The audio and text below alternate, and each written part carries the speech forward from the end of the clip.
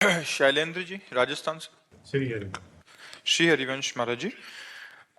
महाराज जी, आप कह रहे हैं कि एक सत्संग में आपके सुना था कि जो 1 करोड़ और 13 करोड़ का क्रम था वो सुना, और एक में सुना कि यदि हम अपने मन में राधा नाम लिखें, उसे पढ़ें, अंदर बोलें और सुने तो एक ये 1000 बार राधा नाम बोलने के बराबर है। तो महाराज जी, इस संख्या से हम क्या 1 करोड़ तक पहुंच जाएं? बहुत अच्छी बात है, आप प्रयास करके देखो, बहुत उत्तम बात है।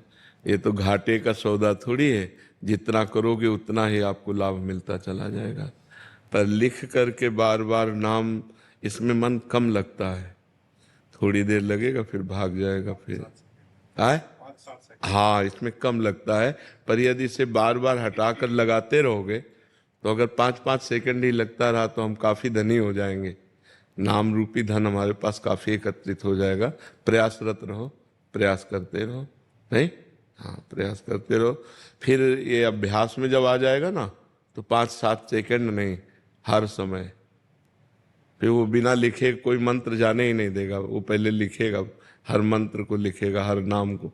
ये बहुत बहुत पॉइंट की बात है, जो कोई समझ पावे कि अगर नाम जप करना है, मंत्र जप करना, अगर लिखते हुए नाम जप करो, जैसे राधा, वही देखा और वही सुना और वही अंदर से बोला तो बहुत लाभ होगा। सैकड़ों माला चलाने का जो लाभ है ना, वो इसमें बहुत। यज्ञ 100 की और 1 माला जपा, राधा राधा राधा राधा राधा राधा, तो यज्ञानाम जप यज्ञोष्मी, ये श्रेष्ठ हो गई। और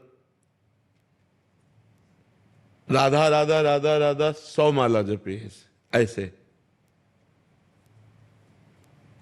ये उपांश कहते हैं।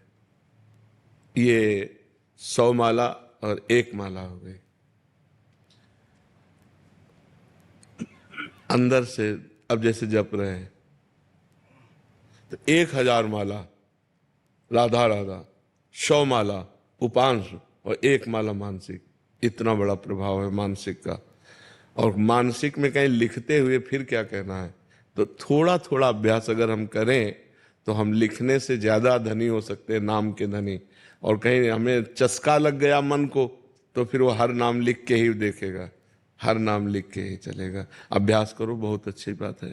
महाराज जी, पता कैसे लगेगा 1 करोड़ हो गया है संख्या मेरी? हमें लगता है कि जैसे हम भोजन पाते हैं और हम छक जाते हैं, हमें कोई दूसरा नहीं बताता। ऐसे यदि हम बिना गिनती के खूब नाम जप करें तो जब हमारा काम हो जाएगा, हमारे पाप नष्ट हो जाएंगे, तो भगवान का दर्शन हो जाएगा, आनंद प्राप्त हो जाएगा, हमारी कामनाएं पूर्ण होने लगेंगी। कोशिश कर सकते हैं कि महाराज जी आप गिनो, श्यामा जो गिने मैं काउंट। ऐसे ही हम भी करते हैं हम भी नहीं गिनते, प्रभु के ऊपर छोड़ा कि गिनने का काम आप चलो, हम धुआंधार जपते हैं। है नहीं? हम जप रहे और गिनो आप, बस। ये 40-45 वर्ष हो गए इसी मार्ग में लगे, तो अब वो माला काउंटर की जरूरत नहीं पड़ती। नए आदमी को माला काउंटर जरूर पकड़ना चाहिए। ज्यादा सिद्धगिरी दिखाने से जो हो रहा है वो भी छूट जाएगा, क्योंकि मन बहुत प्रपंची है ना, वो संसार में भाग करके जाएगा। अब जिसका अभ्यास बन गया है, अब जैसे श्वास लेना हमारा जीवन है, ऐसे भजन करना हमारा जीवन है। अब उसके लिए माला या काउंटर या कुछ, उसकी कोई जरूरत नहीं। वो नाम जब से भूत और भविष्य से हम सुधार। हाँ, भूत के सारे पाप नष्ट हो जाएंगे और भविष्य मंगलमय हो जाएगा। और अगर नाम जब सही ढंग से हो गया तो भूत भविष्य सब गायब हो जाएगा, भगवान की प्राप्ति हो जाएगी। वर्तमान कैसे सुधारें? यही सुधर रहा है ना, जब हम राधा राधा बोल रहे हैं ना, तो वर्तमान भी हमारा सुधर रहा है, क्योंकि इस समय हम नाम जप कर रहे हैं ना, गलत आचरण तो नहीं कर रहे, तो वर्तमान हमारा सुधर रहा है। और इसी नाम जप से पूर्व के किए हुए पाप नष्ट हो जाएंगे, तो भूत पवित्र हो गया। और नाम जप वर्तमान में करते चले जा रहे हैं, तो हमारा जो भविष्य है ना, वो बड़ा मंगलमय हो जाएगा, बड़ा आनंद में। कोई स्तुति स्रोत के 40 की आवश्यकता नहीं। अगर करे तो कोई बुरी बात नहीं है, ना करे तो जरूरी नहीं है।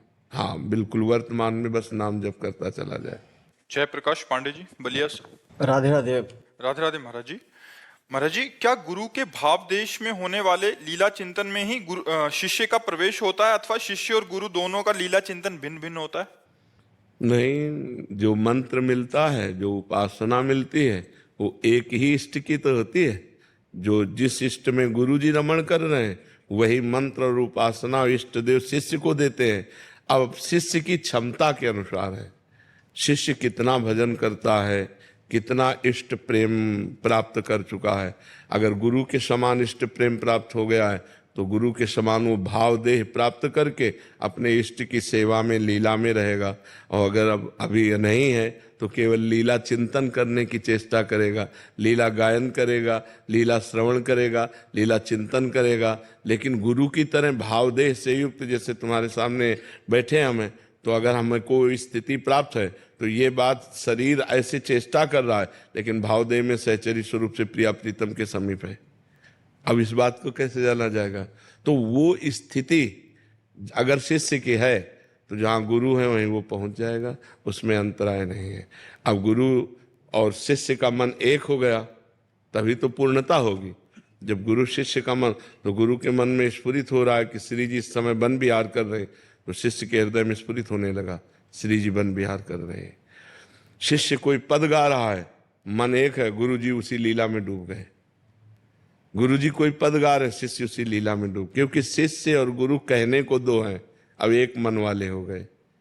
मन एक हो गया ना, शिष्य ने अपना मन गुरु को दे दिया, गुरु का मन शिष्य का मन हो गया। अब तो जोई जोई प्यारो करे सोई मोहि भावे।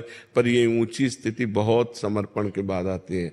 अभी अपने को गुरु मंत्र, नाम, वाणी जी का पाठ, ठाकुर सेवा की चिंता, इस समय में ठाकुर जी को जगाना है, इस समय ठाकुर जी को भोग लगाना है, इस समय ठाकुर जी की आरती करनी, ठाकुर जी को ऐसे, ये चिंता, ये हमारे अंदर चिंता होनी चाहिए। ठाकुर सेवा की चिंतन, नाम का, गायन वाणी जी का, लीला का, जहाँ तक भाव बने तब बने, नहीं तो नाम वाणी में लगा रहे तो लीला चिंतन प्रारंभ हो जाता है।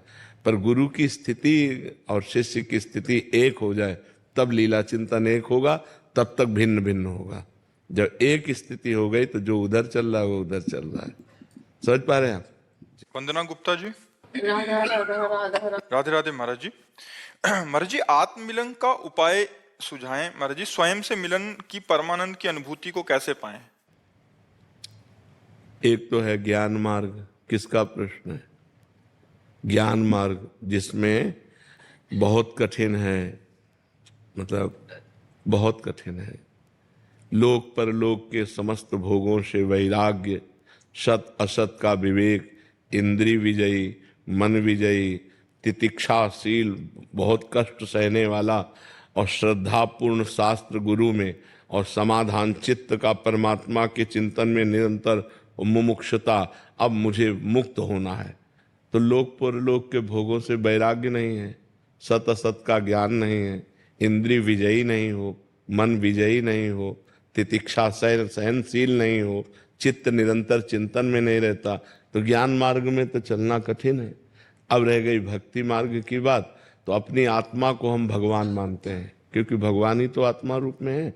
अब हम उनकी आराधना शुरू करते हैं, उनका नाम जप करते हैं, उनका लीला गायन करते हैं, उनको भोग लगाते हैं, उनकी आरती उतारते हैं। वो हम उनके साक्षात्कार के लिए साधन करो, भगवान की लीला कथा सुनो, भगवान का नाम जप करो, भगवान की सेवा करो, भगवान के भक्तों का सत्संग सुनो, तो हमारी भक्ति बढ़े। और जब जैसे जैसे भक्ति बढ़ेगी वैसे वैसे दोष दुर्गुण नष्ट होंगे, हमारे हृदय में प्रेम प्रकट होगा, और जहाँ प्रेम प्रकट हुआ भगवान का मिलन हो जाएगा। बिना प्रेम के भगवान का साक्षात्कार नहीं होता। जी।